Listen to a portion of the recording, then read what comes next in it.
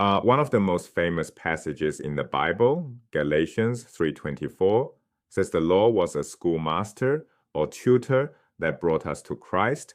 Sounds warm, educational, almost nurturing. But the Greek word Paul uses, Paidagogos, refers to something completely different, a slave, a violent, stick-wielding custodian who beat children, not a teacher, not a mentor, a brutal babysitter. To understand what Paul is really arguing in Galatians 3, we need to recover a word that English translations have buried. To understand why Paul's argument was explosive, start with what his audience believed. For first-century Jews, keeping the law was faith, circumcision, Sabbath observance, dietary laws. These weren't burdens. They were acts of covenant loyalty. Faith and the law occupied the same space. You expressed your trust in God by obeying his commandments. Now hear Paul in Galatians 3:12. The law does not rest on faith. He rips these two concepts apart. Faith and the law are not partners. They are opposed categories. The promise God made to Abraham operated on faith. The law that came later operates on a completely different principle, human performance. The separation would have shocked Paul's Jewish contemporaries to their core. Paul builds his case with a chronological argument. God made a promise to Abraham, your seed will inherit the earth. Abraham believed God, and that faith was counted as righteousness, no law, no commandments, just a promise and a trust. Here's Paul's key move. The Mosaic law arrived 430 years after that covenant. And in ancient legal reasoning, a later addition cannot annul a prior agreement, and the promise came first, the law came second. The law is a latecomer. Paul then makes a striking grammatical argument. The promise was made to Abraham and his seed, sperma in Greek, which is singular, not plural. Paul reads this singular noun as pointing to one specific person, Christ. Not the collective nation of Israel, one descendant. The entire Abrahamic covenant, Paul argues, was always aimed at Christ, and the law was never part of that original deal. Paul anticipates the obvious question, if the law can't override the promise, why does it exist? His answer is devastating. The law was added to increase transgressions, not to restrain sin, not to reveal sin, to multiply it. Romans 5:20 confirms this. The law came in so that the trespass would increase. Then Paul demotes the law's origin. He says it was ordained through angels by a mediator, Moses.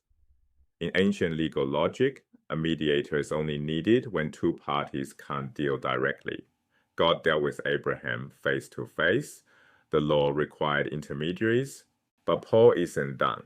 After demoting the law's origin, he turns to its function, and this is where the Greek language changes everything. Paul reaches for two metaphors. The first, prison, Galatians 3:23. Before faith came, we were held captive under the law, imprisoned. The law as prison guard. That sets the tone for Paul's second metaphor, the one translators have softened for centuries. Galatians 3:24. The law was our Paidagogos until Christ came. English Bibles render this as schoolmaster, tutor, or guardian. Every one of those translations misleads you.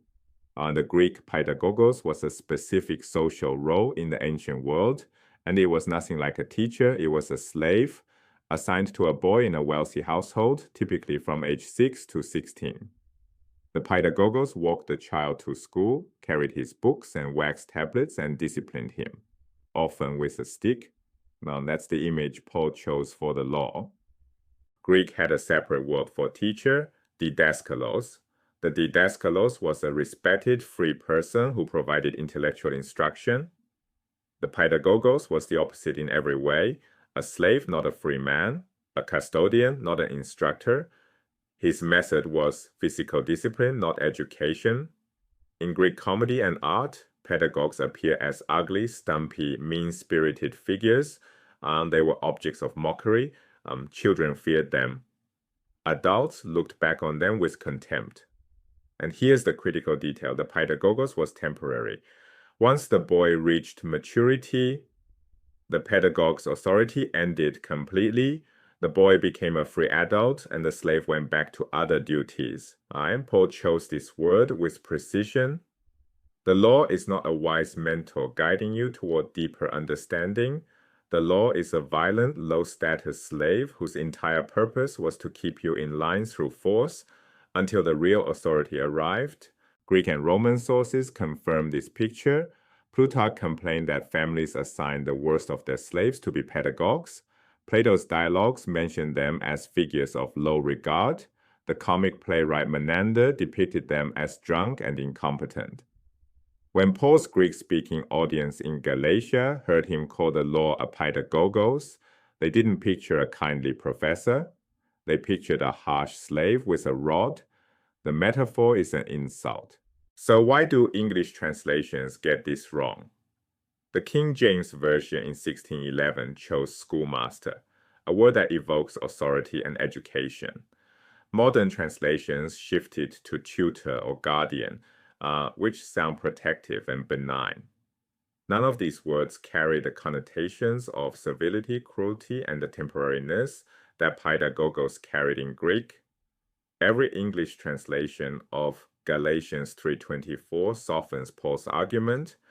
The original metaphor is a condemnation, not a compliment. So let's put it all together. What is Paul building in Galatians 3? A systematic 5-step demotion of the Jewish law from the most revered institution in Jewish life to a temporary oppressive arrangement that has now expired. Step 1. The law arrived 430 years after the Abrahamic promise. A latecomer cannot override the original covenant. Step 2. The law was added to increase transgressions, not to prevent them. Step 3. The law was mediated by angels through Moses, not given directly by God. Step 4.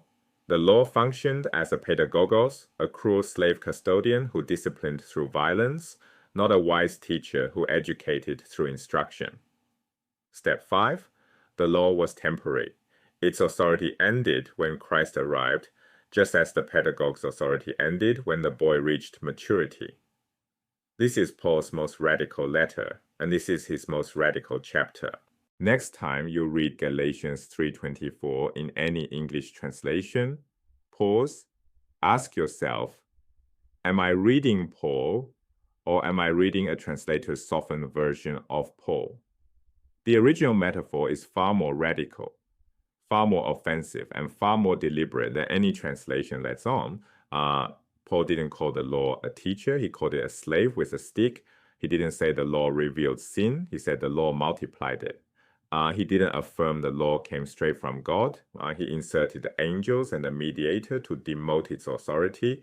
Galatians is Paul at his most aggressive, and in Romans he strikes a very different tone. But that's a story for another time.